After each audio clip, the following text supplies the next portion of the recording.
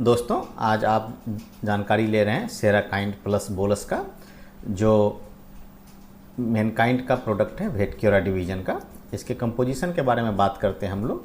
तो ये जो है, इसमें सेराटियोपेप्टिडेज 75 mg, पैरासीटामोल आपका 2000 mg और मेलोक्सिकेम जो है वो 100 mg के रूप में इसमें प्रेजेंट है। तो अब हम लोग देखें कि इसका काम क्या हो सकता है।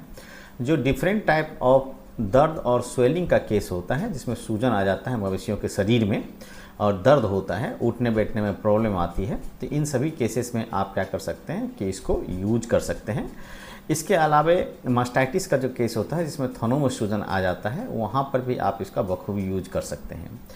एक अदर टाइप ऑफ केस होता है जिसमें कि आप बैक्टीरियल या वायरस इन्फेक्शन के चलते आपका स्वेलिंग आ जाता है, शरीर में गांठें पड़ जाती हैं, जैसे कि LSD या FMD का केस जो कि वायरल ओरिजिन का होता है। तो इन सभी केसेस में भी आप क्या कर सकते हैं, वहाँ इसे यूज कर सकते हैं, बढ़िया से इसका इस्तेमाल कर सकते हैं। दूसरा यूज होता है आपका जब मवेशियों में टेम्परेचर बहुत ज़्यादा हो जाता है, डलनेस आ जाती है, यानी पायरेक्सियन का केस होता है, डलनेस आ जाता है, अनेबल होता है एनिमल उठने बैठने में, तो आप वहाँ पर भी क्या कर सकते हैं, इसका यूज़ कर सकते हैं। जो मवेशियों में कभी कभी गैस और एसिडिटी का कंडीशंस होता है, उसको भी कंट्रोल करने में ये आपको मदद करता है। तो अब हम लोग देखें कि ये डोज कितना देना चाहिए इसका।